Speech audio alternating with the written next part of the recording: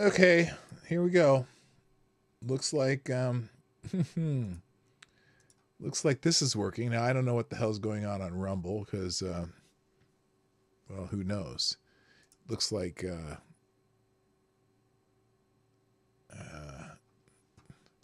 that one's dead. Hi guys, welcome back to those who are back. This is very frustrating that I'm having these problems with Streamlabs, and I may just have to delete the whole damn program and start over because it keeps glitching out on me, and it's done it multiple times. I'm not interested in, dealing with this. Did it skip? Oh wait, now it isn't even close. Yeah, hello Frank Cap, how you doing? Welcome back, TC Avocados Diabli, Darren Root, Mike Savage, Somnambul Nation, TC, and whoever can make it. And is it frozen again, or is it just on my monitor here? No, I see my mouth moving. I'm not, obviously I don't have that on, but it's not even. It doesn't even look like it's getting video there. Is that thing even moving? I guess. Good God. Okay, it's working. All right, well, I'm going to put a link to the glitch here and fix that, and we'll go on.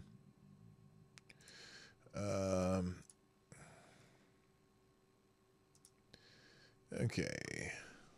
Part 2, post glitch. I'm probably going to be deleting Streamlabs and reloading it and starting over, and probably start I don't know, doing whatever to have to make this happen. So I don't know if it has anything to do with talking about Singapore Airlines. I doubt it. Planes don't usually drop 7,000 feet out of the sky and then and cause people's demise, but that's all we got. All right, let's move on. I'm going to pop out a chat here so I can talk to you. I don't think it's running on Rumble at all. But because I didn't have time to set it up again, because I just want to take any more time with this. And so let's get into just what the news is today, and then we'll get out of here because I'm thoroughly annoyed right now. It's running again on Rumble as well as here. Oh, it is running on Rumble. Okay, well that's good to know. I'm not going to do any editing of this, and it's just going to be how it is. So, anyway, a study has been published about microplastics being found in every sample of human and canine testicles they tested. I'm glad someone had the balls to investigate. Alrighty then, that's special. Thank you, Shiagrath, for making me chuckle, because I needed a chuckle right now. Okay, so it looks like yes, looks like Rumble is running, apparently. And there you go. So welcome back, everybody who's making it. And if you're not here, then you're not hearing me anyway. So it doesn't matter if I say hi or not. Let's, holy shit. I hate this stuff sometimes. So, let's move on to what else I was going to talk about in the news today real quick. And these are just quick hits. Graceland is in the news. The Elvis's estate, known as Graceland. Let me fix that too, because you have to be able to see what the hell I'm talking about. Okay. Excuse me. Graceland is trending because apparently Elvis Presley's Graceland Mansion, a hugely popular tourist attraction and the singer's final resting place, appears to be headed for a foreclosure auction later this week. Riley Cow, I don't know how to even say that name. Elvis's daughter is fighting back with a lawsuit claiming fraud. So this is interesting. I'm going to just pop up the CBS News report here. Here it is. It See what you New think this here. morning, Elvis Presley's Graceland Mansion is at the center of a court fight. It's a hugely popular tourist attraction, and it appears to be headed for a foreclosure auction later this week. But Elvis's granddaughter, actor Riley Keough, is fighting back with a lawsuit claiming fraud. Omar Villafranca traveled to Memphis for more.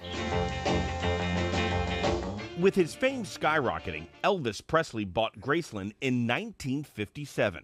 It became his final resting place, but now the Memphis mansion could be up for sale. According to an apparent foreclosure notice, the estate was set to be auctioned off at the Shelby County Courthouse in Memphis on Thursday. Allegedly because Elvis's daughter, Lisa Marie Presley, used Graceland as collateral to secure a $3.8 million loan from a company called Nosany Investments and Private Lending in 2018 and failed to pay it off before she died last year. But her daughter says that isn't true. You might recognize Riley Keough from her star turn in last year's hit show, Daisy Jones and the Six. No, I don't. She's also recognize her at all. Elvis's granddaughter and the heir to his estate. In a lawsuit, Keough claims Nosany Investments appears to be a false entity created for the purpose of defrauding her family, adding that her mother, Lisa Marie, never borrowed money from the company or gave them a deed of trust to Graceland, and further alleging that documents claiming otherwise are forgeries. The lawsuit includes a sworn affidavit from the notary public whose name appears on the deed of trust, saying in part, "I did not notarize this document." A judge will consider those allegations in a hearing Wednesday. All right. So anyway, I don't think we need to hear the rest of that. That's crazy. That's some crazy shit, isn't it? Okay, if you've ever been to Graceland, put a 1 in the chat. I have been to Graceland. Interesting place. It's a time capsule because they haven't changed anything decor-wise since Elvis died. Everything is basically in there as original, and they just keep it's basically a museum of sorts, a very interesting tourist attraction. So anyway, there you go. That's what's going on in Graceland. That's why that's trending. Also trending right now is Truth Social. Now, Truth Social trends every day a little bit because Donald Trump posts from Truth Social. But I saw, as I was scrolling through this, I saw something odd. Somebody claims now. Part of it because it's something that was posted. We'll get to what the thing that was posted. Why another word is trending, but somebody said that Truth Social lost the Lincoln Project says Truth Social lost $327.6 million in one quarter, the first quarter. And I'm trying to figure out, that's according to Variety. Trump's social media company posts quarter one revenue of $770,500 and a net loss of $327.6 million. Now, I'm confused. How can a website lose $327 million in a year? I'm confused. That's in Variety. Certainly a company that does not like Trump. But I'm just curious, how did they do that? It's basically a website, right? It doesn't make sense. And so I don't know if they were supposedly selling ads. I don't know. But so anyway, go figure. I don't know. So that's why that's trending. And plus all the things that Trump posts on. We're going to get to that in a minute because there's a specific word that's trending that apparently has people reeling. Another person trending, though, before we get to that. Terrence Howard, you know the actor? And I remember we were talking about how Terrence Howard, the actor, was claiming that the show Empire owed him millions and millions of dollars based on the viewership, and they were talking about how the Big Bang Theory gets this X number of people and whatnot. I don't know if I ever talked about that in the show, but Terrence Howard is also apparently a certified genius. He's a very smart man, apparently. And but he went on Joe Rogan and he was talking about the periodic table, and he sometimes the stuff he says goes over people's heads so much that he that people think he might be nuts too. Now, somebody here, let's see. Someone says, the more I see of Terrence Howard, the more I question our reality.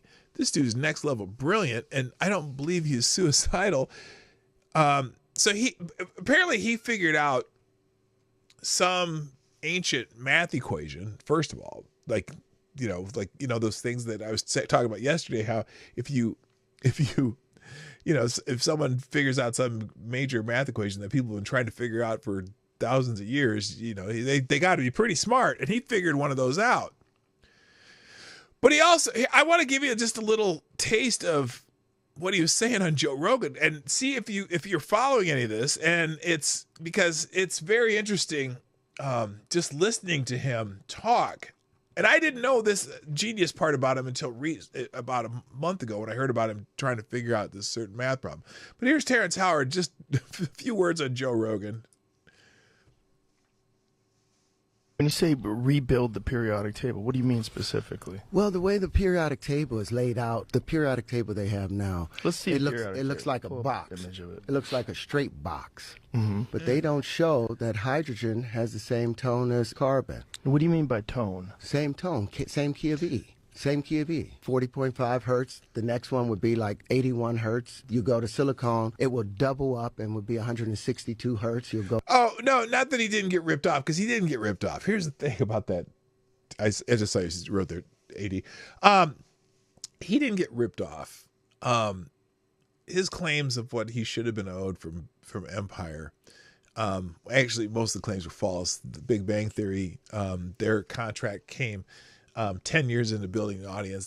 Big Bang Theory had a much larger audience than Empire, and Empire got screwed because about the time they should have been renegotiating their contracts, because they were a popular show, that's about the time that Jussie Smollett decided to go to Subway and in the middle of the night, and then have the gentleman, beat his ass, and he fought back, and they said, "This is mega country," and that whole thing.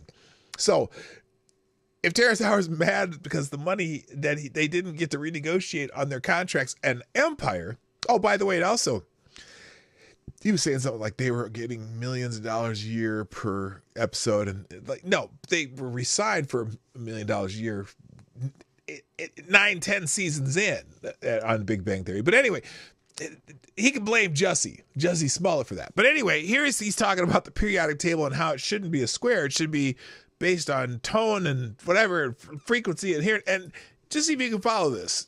Go to cobalt, and it'll be 324 hertz. It's take the angles of incidence, or the tones that they create, their color. Like, you can turn color back into sound based upon, it's the same wavelength, it's just twice as long or much longer. So all you have to do is keep dividing light by 2. You keep dividing light by 2, and you'll ultimately get back to the audible sound of it, because there was a relationship between light and color, sound and tone, matter and shape. Walter Russell's periodic table that he put together. Now you compare that to Mendeleev's periodic table, and you'll see something completely different. It's unwinding. Whoa. And you see there's a relationship that hydrogen. So you had figured this out at a young age? I had already seen this. This was all inside of that palace. I had access to it, and I knew the relationship. So you saw this in dreams? I saw it as a circle. Everything was a full circle laid out, and each area was just expanding, like wrapping a rag around your hand. Okay, now that's where he lost me, the wrapping a rag around your hand. I wasn't sure what he was talking about. But anyway, he's traded because some people are saying he's either schizophrenic, he's having a schizophrenic break, or he's the smartest man alive. And this guy says, "I'm too dumb to know which." Is that Clint Russell? No, that's not him. And then someone here says, "The more I see Terrence Howard, the more I question our reality. This dude is brilliant." So let's hear a little more Terrence Howard talking somewhere here. I don't know what he's talking about, but let's see what he's talking about here. Here's more Terrence Howard. Y'all take out your phone for a minute then. We're going to do one thing. Everybody got a phone? Put it on the calculator and turn it to the side so you can get all the long numbers out of it. Okay? Now I want you to put in 2 and square root it. 2, hit the square root, you'll get 1.41421356237309.5 ... right? Now I want you guys to do me a favor, cube it. It'll see right over there, it'll be x to the 3. Can y'all do it? Have you cubed it? It'll see 2.828 4271 2174 6190. Now that makes sense. I want you guys to do me a favor, divide it by 2. Get that number? Cube it again. Divide it by 2, cube it again, and I want you to do that until the end of your lives. And that number will still come up with 2.828 4271 2174 6190. Any other number that you, above 2, that you put in and you cube and you square, cube and square and divide by 2, by the 6th operation, it has moved into an exponential number that you can't even imagine. Any number below 2 that you do that same operation with, it will go into an exponentially small matter and number. This is what we call...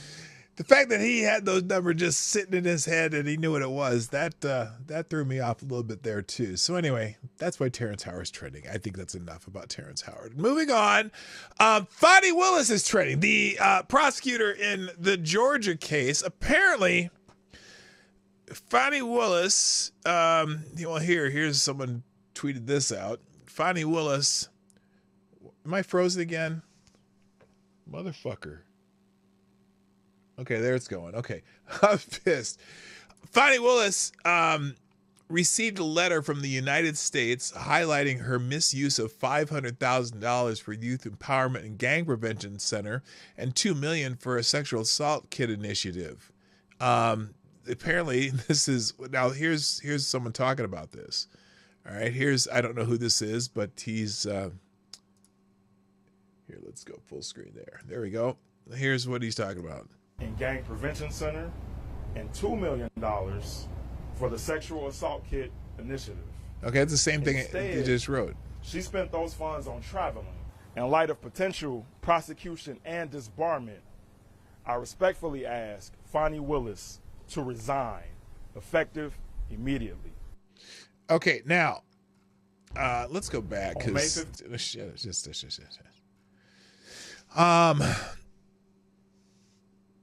So also, Fani Willis just went on Wager Maddow and tried to repair her ruined reputation. Fani is claiming she's a victim, even though she stole taxpayer funds and used them to go on fancy vacations with her lover, who Fani hired to work under. Yeah, she missed. Well, now this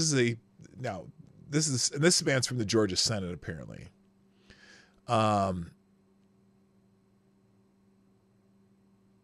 see. Where's the... Okay, she's been accused by the United States. Oh, the United States Senate. Oh, you know what's wild about this? Not the Georgia Senate, the United States Senate. And you know who runs the United States Senate? Democrats. That's not even the Republicans doing this. Breaking: Fani Willis has been accused by the United States Senate of misusing $500,000 earmarked for Youth Empowerment and Gang Prevention Center. She also stole another $2 million meant for sexual assault. Now, stole, got to be careful using the word stole. I don't know that she stole it. We don't know what she did with it. But someone says she used the money for travel and her luxurious lifestyle. Today, she's being primaried. And someone says, I say, hell no, remove her, disbar her. So anyway, I don't have an actual article on this, unfortunately. There's no links here. Oh, good God. So anyway, so there you go. That's some breaking news from this morning. Now the word Reich is trending, and I haven't looked this up. I just saw it trending, and I saw there's a topic here. And because apparently in an ad on Truth Social, the word Reich shows up in a fake newspaper. Now, I don't know how this happened, but here it is. Media echoes Hitler, predicting a unified Reich if he wins. Reality: a random person made that ad, choosing a generic headline template. A newspaper headline from World War I was in a background frame for 3 seconds. Unfortunately for them, we have X. So here is What they did, they used here's the ad that people are talking about real quick. All right, let's make this. There we go. This is the ad that they made. They posted on Truth Social, and why it's not going, I don't know. What happens after Donald Trump wins? Now, wait a minute. Hold on. For America. Hold on a second. Let's see if we can find it here, because it's here. First World War, often abbreviated as World War I, cause of World War, whatever. So, what's for America? The economy booms. American energy is unleashed, and an end to crushing taxes. The border is closed, and the largest deportation in history is underway. No more wars. Let's see if they pause it on this. Law and order is restored. The American dream is back, and the best is yet to come. Make America great. And right there, now, right down here. Now, someone had to be really looking hard to see this. Something about something driven by the creation of a unified Reich. Okay? See that right there? Can you see my cursor? I don't even know if you can, because yeah, you can. So see that right there? That word Reich is right there. Okay? Now. Again. Oh, that's the end of the ad. So, needless to say, some people are up in arms about this. Keith Boykin, who's pro-black, Trump-hating MFer, Donald Trump is openly copying Hitler's Nazi language about a unified Reich and warning about poisoning the blood of America. And people are still acting like this is a normal election. So here's the is this George Stephanopoulos, his ABC News. Here we go. Former president is under fire for a video he posted on social media that used language from Nazi Germany. The latest in a series of authoritarian statements from Trump and his campaign. Rachel Scott has the story. Good morning, Rachel. Tell us the story, Rachel. Hey, George, good morning to you. It is normal, of course, for presidential candidates to share videos with their vision for the country. It is not normal for those videos to have references to Nazi Germany and Adolf Hitler. The Trump campaign tells us this morning that this was a video that was shared by a staffer. What did she? I mean, listen to her. Vision for the country. It is not normal for those videos to have references to Nazi Germany and Adolf Hitler. Did it though? Intentionally? Well, let's see. Trump campaign tells us this morning that this was a video that was shared by a staffer while the former president was in court, saying that staffer missed the reference. But as of this morning, that video has not been taken down. Well, let's see why. Former President Donald Trump sparking backlash this morning after a video posted to his social media account seemingly suggests there will be a unified Reich if he wins the 2024. Yeah, okay, so there you go. Something strength, seemingly increased. Something creation of a unified Reich. Now, election. Donald Trump wins. What's next for America? Those words are largely associated with Nazi Germany and Adolf Hitler's Oh, really? Third Are they? Reich, Are you another sure? Name for his Nazi I've never heard of that regime. before. The 30-second video features hypothetical newspaper articles of Trump celebrating a victory in November. That phrase appearing 3 times, including under the headline, "What's next for America?" It includes references to World War I, citing German industrial strength and peace through strength. Another headline suggesting Trump would reject globalists, a phrase often used by the far right as an anti-Semitic slur. Far right. In a statement, wait, did she say as an ethnic slur? Wait, what? Did she say globalist is an ethnic slur? Industrial strength and peace through strength. Another headline suggesting Trump would reject globalist, a phrase often used by the far right as an anti-Semitic slur. An anti-Semitic slur. Really? Really? Now, they certainly should.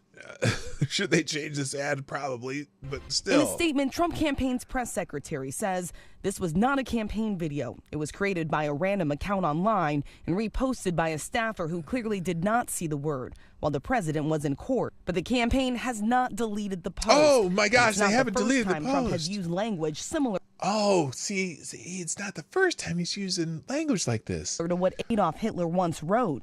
Just months ago, he declared immigrants are poisoning the blood of America. They're poisoning the blood of our country. That's what they've done. This morning, the Biden... Notice they don't use the whole quote there. Again, they do it over and over. They clip phrases out of full sentences. Holy shit. They do it. They just do it constantly. All right, let's see what Joe Biden said about it.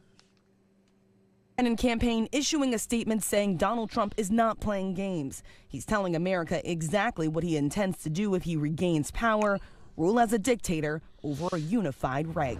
Holy shit. The Biden campaign calling this a pattern, noting in their statements that the former president had dinner with a white supremacist 2 years ago, and one said that there was very...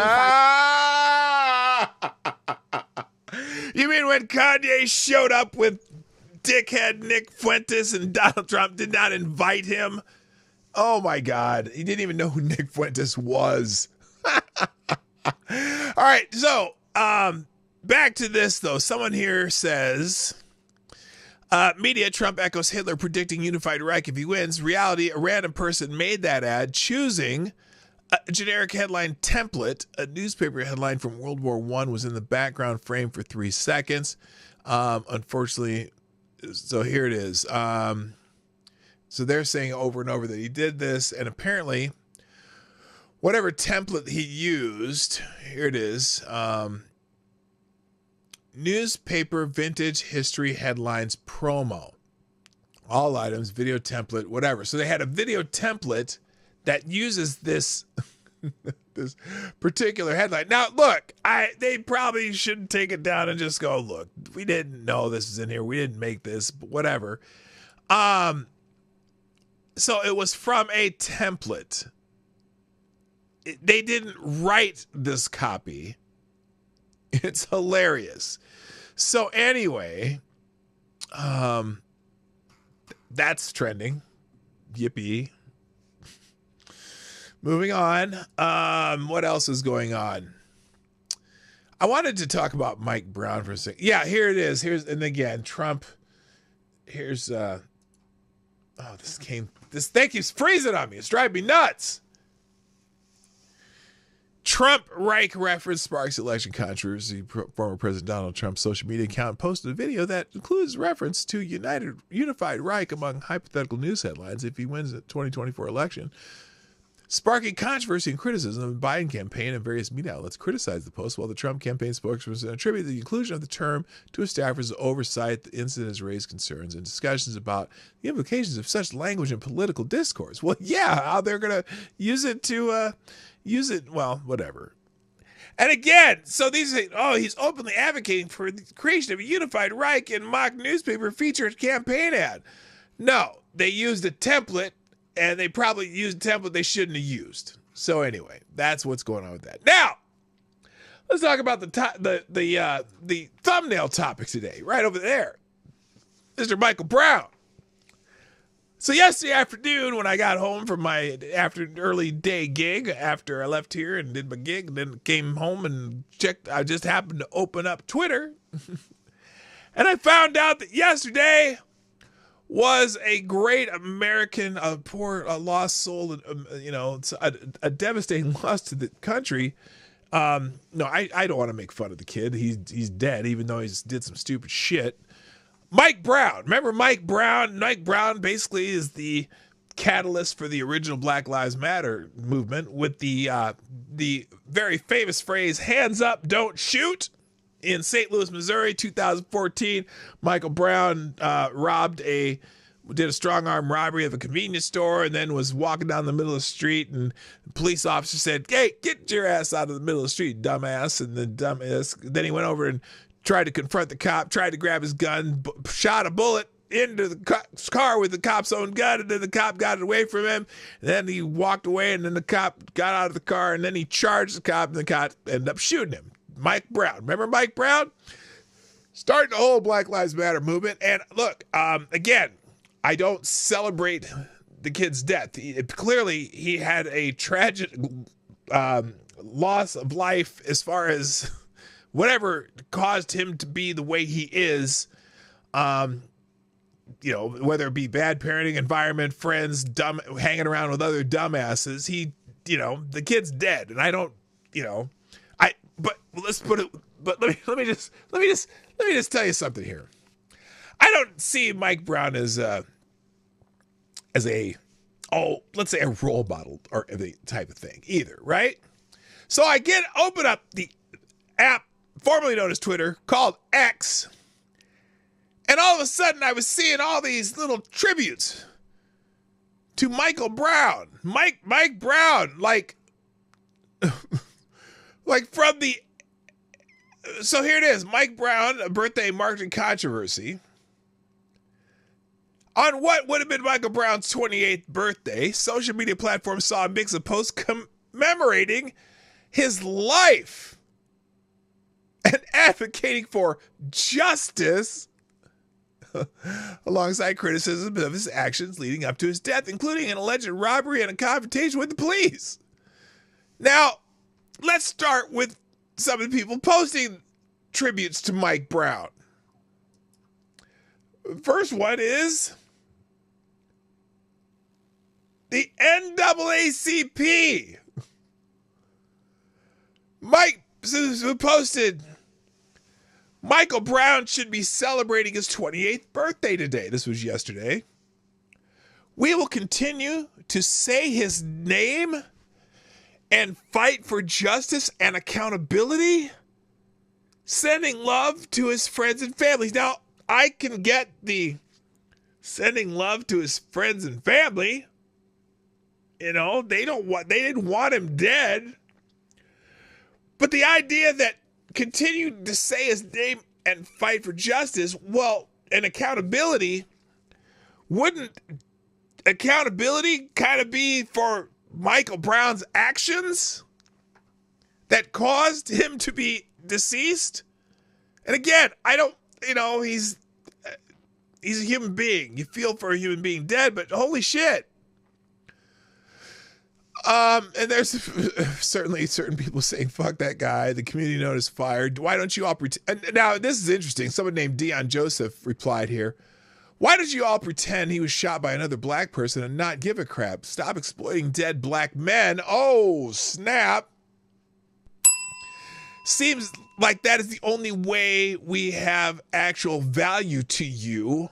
Ooh, that's some fire right there. The truth is that young man is dead because of his decision to assault a police officer who warned him for jaywalking. It's tragic, but racism was not a factor here. Your second sentence should read, we will continue to use your name, likeness, and false narrative about what happened to you to keep black people thinking emotionally instead of objectively at the bidding of our white progressive donors. Oh, snap! Holy shit! What up, Gun Fox? How you doing? GDSOB, you were here earlier. Unacceptable views, selected boy. And yeah, so, here's the community note. Michael Brown was a robbery suspect that was shot after he initiated an altercation with police. Investigations, including by the Department of Justice under Eric fucking Holder, concluded Officer Wilson's use of force was justified as Brown reached for the officer's gun. No, he reached for the officer's gun before he got shot, and then he struggled to get away, and then Wilson got out and told him to stop, and then he charged at Wilson like he was going to tackle him. And that's how they knew that he didn't have his hands up, because the angle the bullet went into his body was from up this way, as if he were diving at Officer Wilson. So there you go. So yeah, the NAACP is pushing that narrative still. But then we also have people like Representative Cori Bush from St. Louis, well, the St. Louis area. I don't know if she's from St. Louis proper or, you know, whatever. But Cori Bush also puts out a video, 2 to 3 minutes. We're going to just go through this video of Cori Bush talking about apparently Michael Brown. And again, Michael Brown's dead. I don't want to, he fucked up his own life, or his own life was fucked up because of his actions. He's dead because of his actions. He's still a human being. I have empathy for his family, who probably loved him and probably still love him and still wish he were here. But he fucked up. Here's Cori Bush, the congresswoman from the St. Louis area, talking about Michael Brown. And I'm going to add my own commentary in here.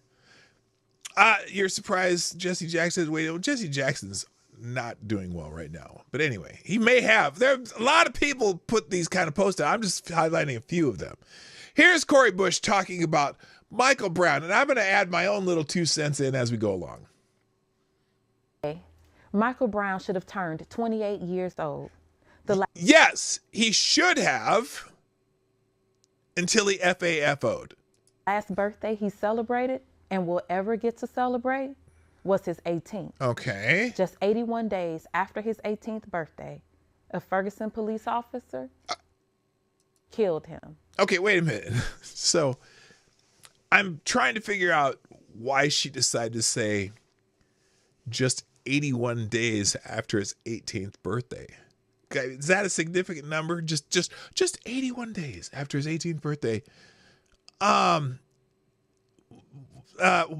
And so if it had been his 27th birthday and it was 44 days after his 27th birthday, would you have highlighted how many days after his 27th birthday? I'm not sure why she said that, but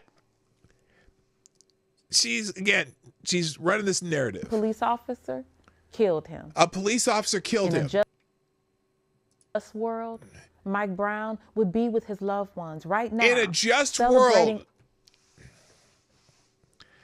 No, he probably wouldn't be with his loved ones right now. He might be in prison right now for all we know. He might be dead from another cause for all we know. We don't know.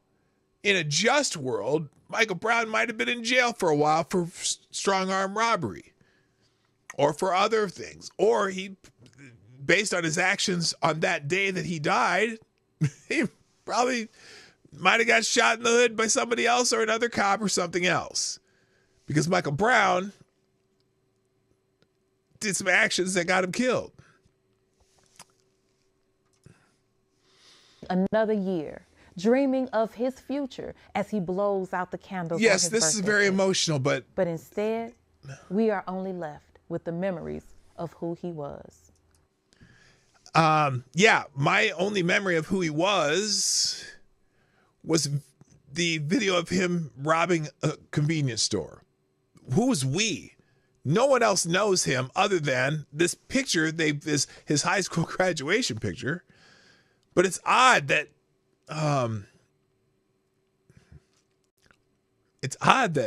she's using him to run a narrative. Now remember, you know why this narrative's happening, because all of a sudden they're going to put black faces on screen, try to get black people scared of Republicans, I guess. I don't know what they're trying to do. Obviously, we had Joe Biden over at Morehouse College giving a speech. Sound like a dummy. So it's election year, so make sure we get all the black faces on here with all the tragedies and blame them on whoever. Because remember, this happened while Barack Obama was president. I thought Barack Obama was going to fix all this shit. Michael Brown's life was taken. It was taken. Michael Brown's life was taken in self-defense. Taken from his mom, his dad, his friends, his siblings, his classmates, and from every person who knew and loved him. Everyone who dies. That happens. I'm not sure why. So we're supposed to be emotional. And again, it's not Mike Brown I'm disparaging here right now. I'm disparaging all the people exploiting Mike Brown with a false narrative. They were all left to live through the trauma police violence leaves in its wake. In this case, justified police violence per Eric Holder, the Justice Department under Barack Obama. And also, The state's attorney also investigated this, and it went through the court system. And well, because people are saying, "Oh, well, Dennis Wilson was never charged." Dennis Wilson, that was his name, right? I think so. The officer.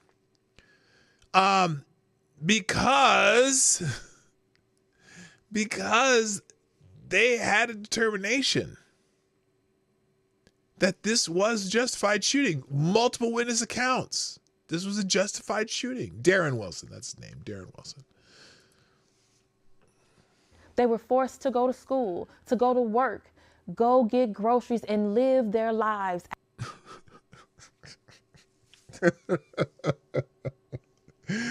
They were forced to go to work, forced to go to school, forced to get groceries. Well, okay, wait, hold up. I got a question. I got a question here. So they're supposed to do all these things without Mike Brown?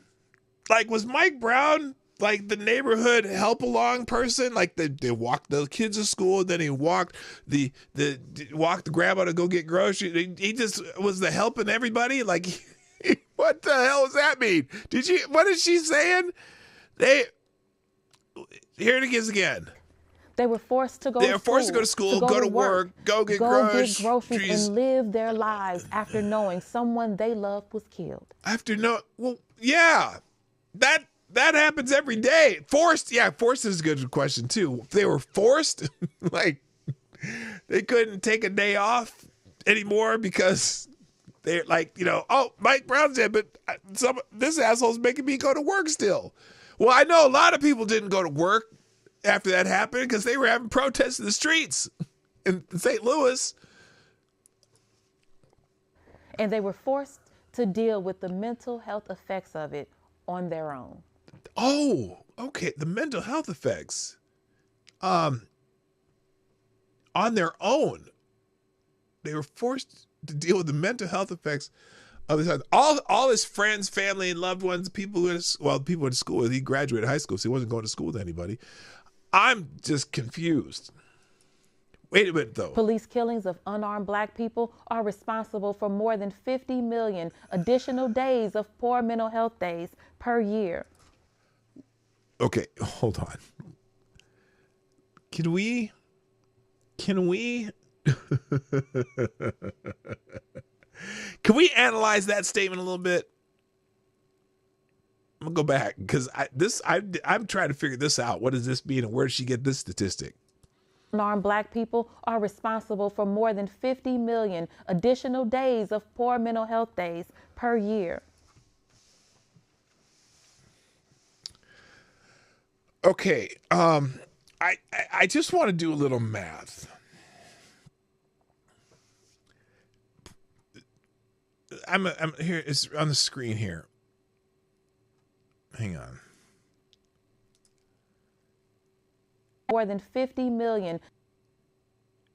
Police killings of unarmed black people. Now, remember, there's about, I think the number is around 300 to 400 per year of just black people, because there's 1,500, or not even that many. No, unarmed black people is like 9 per year. Of unarmed black people, unjustified unarmed black people. Average is about 10 per year. And then it's like 19 or 20 for white people, whatever. The other demographics, I don't know.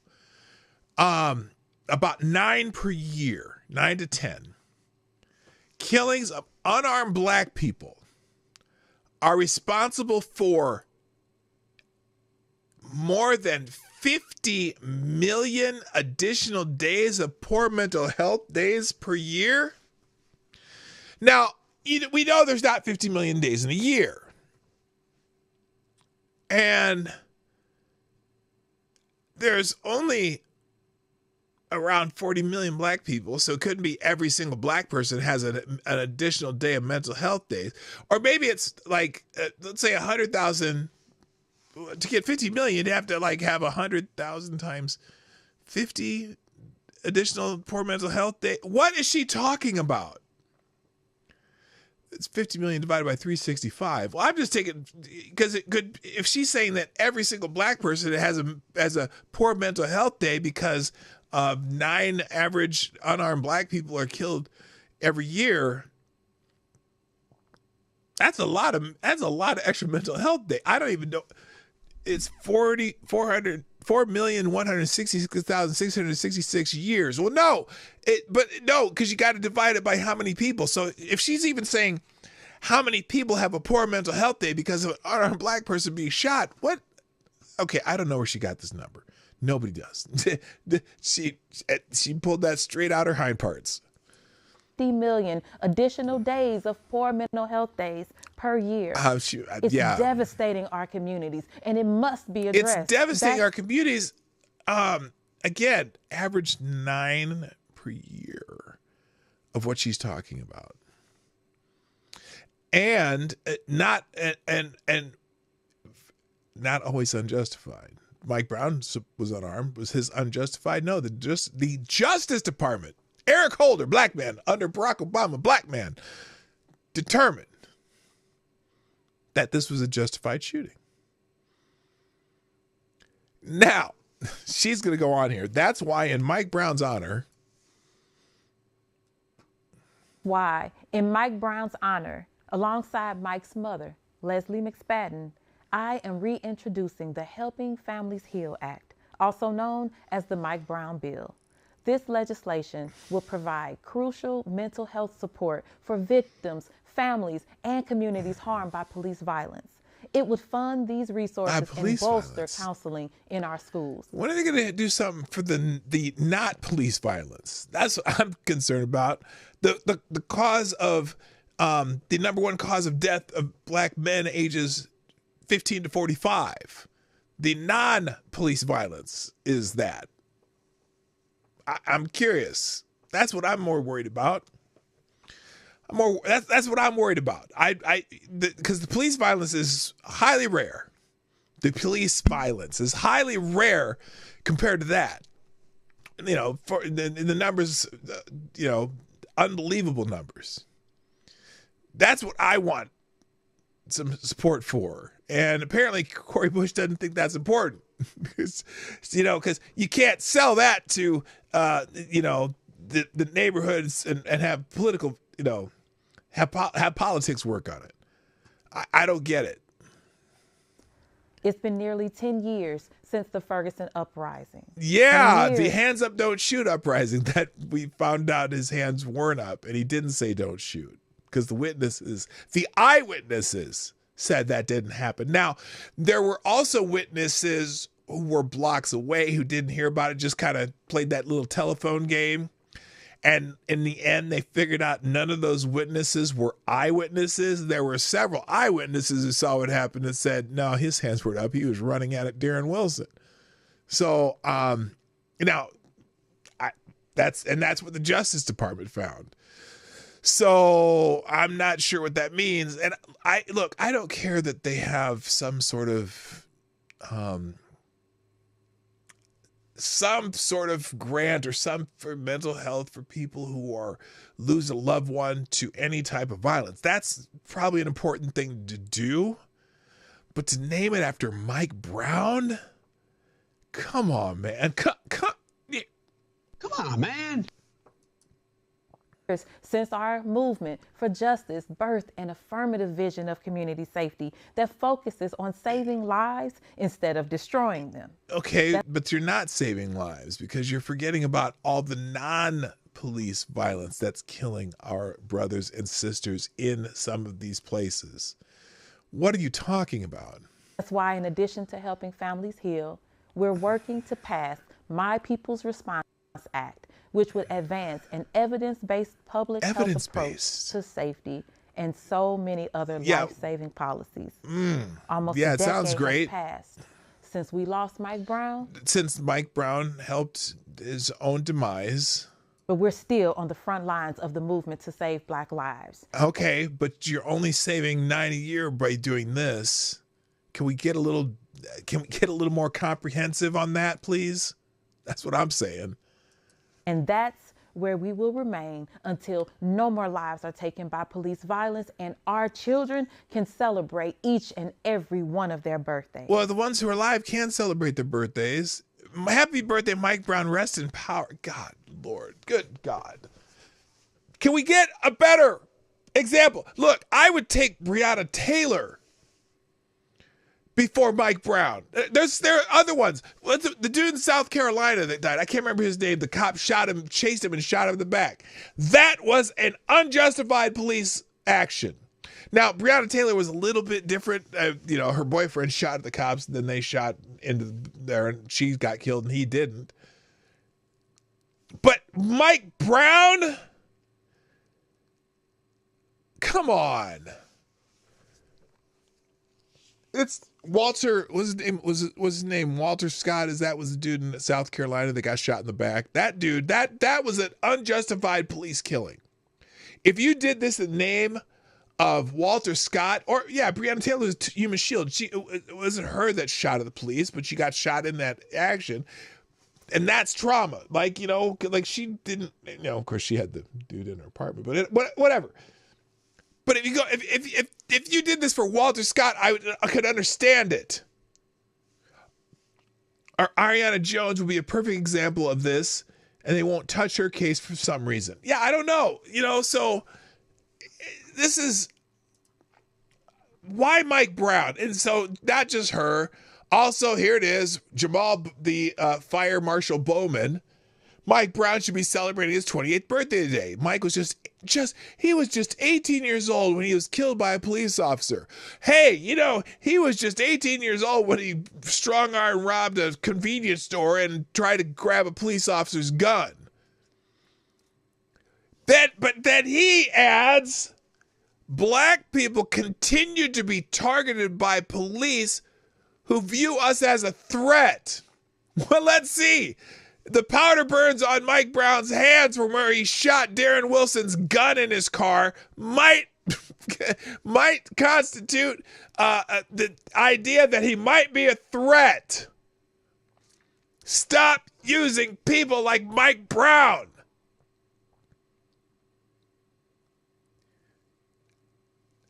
God.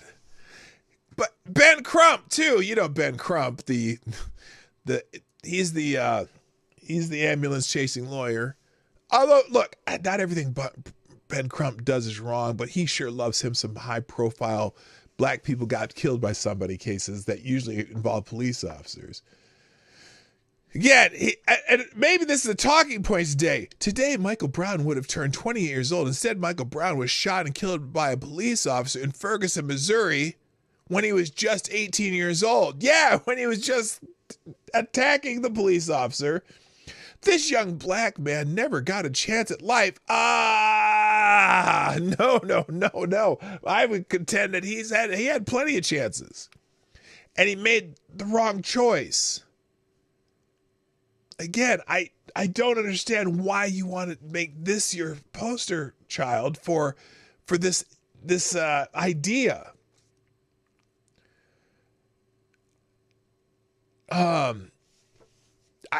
I don't get it.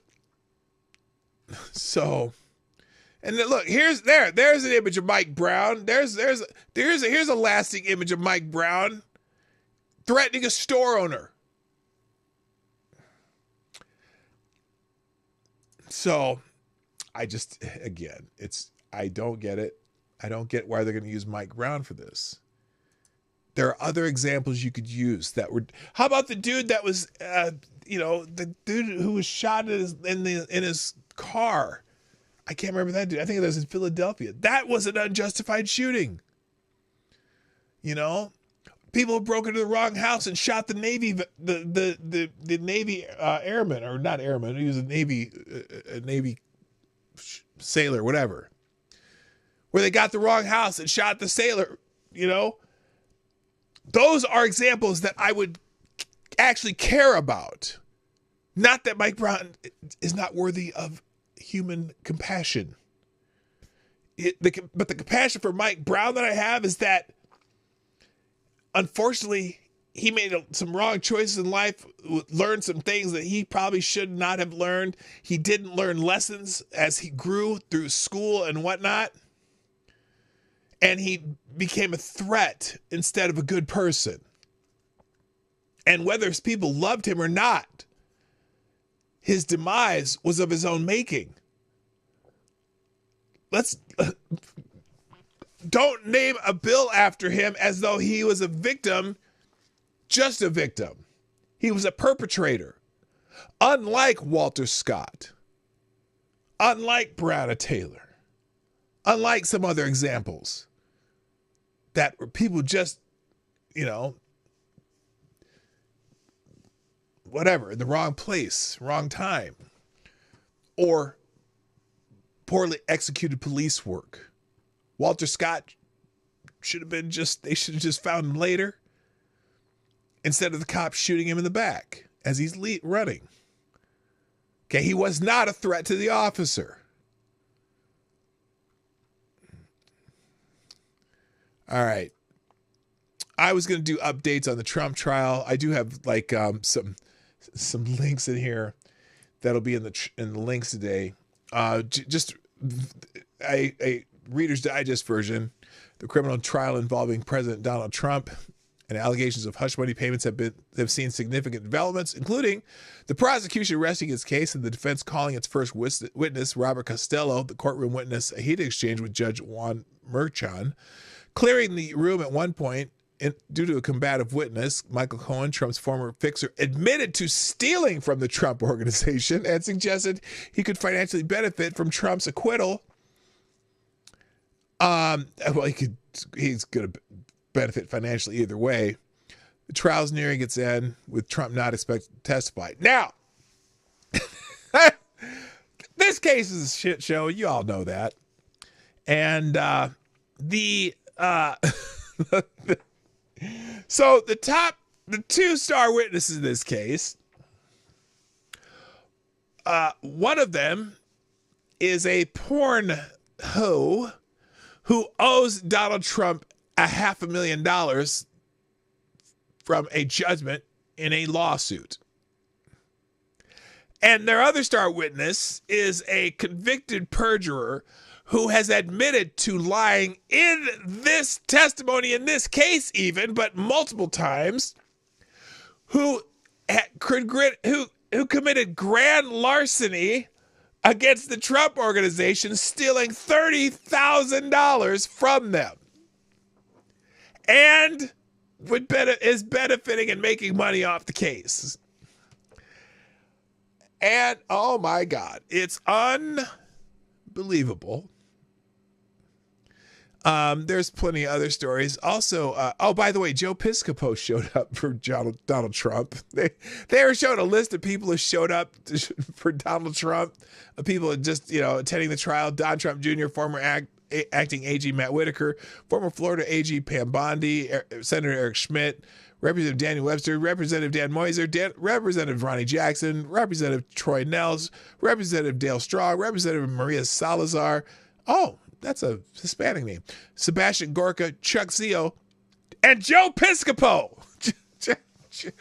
Joe Piscopo got really weird after Saturday Night Live. He got all jacked up and muscle bound, and then I think he does some kind of a talk show now. But anyway, Joe Piscopo was around. I didn't know if you were to give me a dead or alive test on that, I'd have been like, I'm not sure if he's dead or alive. But anyway, Judge Merchan lost his shit during the case. I'll play this one little clip from Jonathan Turley, the Democrat attorney, analyst, whatever, who always seems to side with Republicans because maybe he realizes that his party is a bunch of shitbags. But here's him talking about this little Führer, bad choice of words, with Robert Costello, the witness. Is going to want to be heard at length.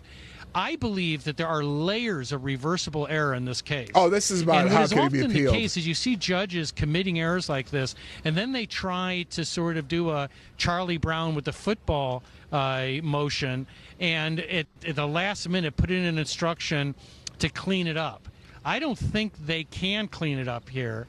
So what Mershon is suggesting is I'll instruct the jury on all of the references to campaign violations. I think that's coming really too late. This jury has been told over and over again, from opening argument to Pecker to Michael Cohen to the prosecutors, the judge has allowed them to say there were election violations. I'm quite convinced that that jury believes that there were election violations, even though none have occurred in this case with regard to Trump. Wow. Just to quote you, the trial is riddled reversible error. The judge has shown serious bias in his rulings. His rulings are often difficult to square with the rules of evidence. Costello is losing patience with the judge, as many of us were. That's not a glowing review from Turley, is it, Dana? It is not. Jonathan Turley, not even close. Okay, that's Turley talking about how the case can be reversible. But, yeah, Judge Mershon stopped the... Oh, geez! New York Post headline. Why is that popping up? I don't want that up there. Get off my screen! Get the F off my screen! I want this right here. There we go.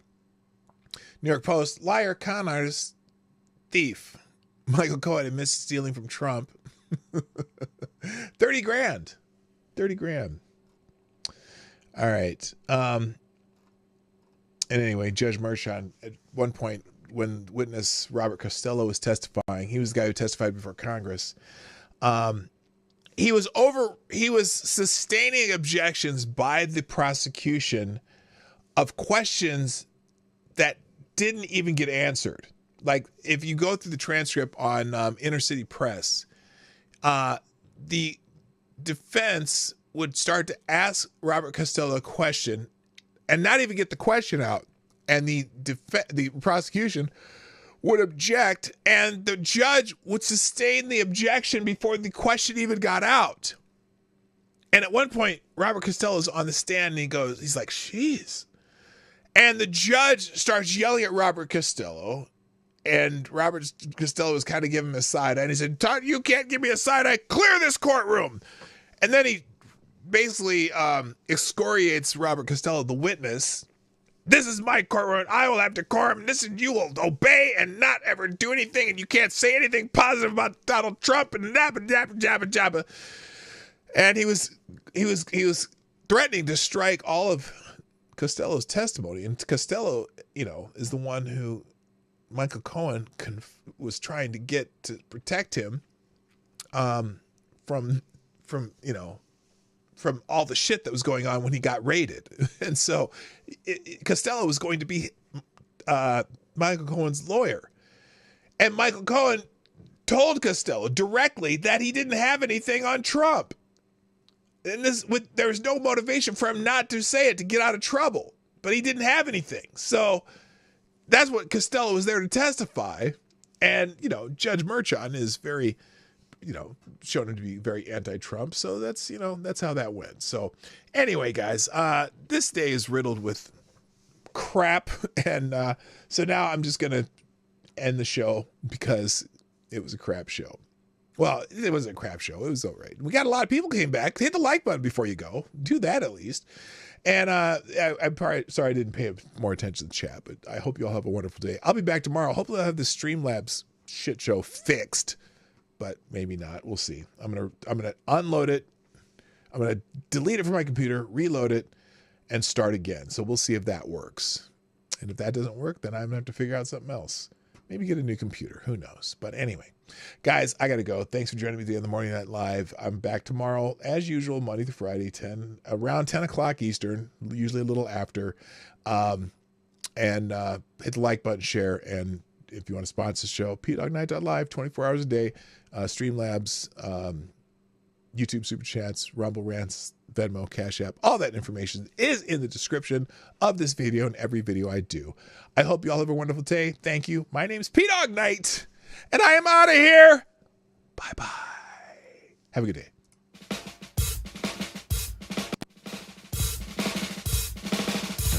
Hey, this is Dawg Knight, and thanks for watching today on the Dawg Knight Channel. If you have an observation or remark you'd like to make about this video or my channel, I absolutely welcome you to write it in the comment section down below. I really look forward to hearing from you. And before you go, if you like what you saw but you're not already subscribed, please make sure you hit the subscribe button and definitely click that bell that pops up afterwards so you'll be notified when I post new videos or when we go live. I broadcast my live show, The Morning Night Live, Monday through Friday at 10 o'clock Eastern, 9 o'clock Central. A special thank you to all the supporters of this channel who share our videos on social media and who make donations through Streamlabs, YouTube, Venmo, and Cash App, which are all linked in the description down below. Thanks again, and until next time, I'm Dawg Knight, and I'm out of here.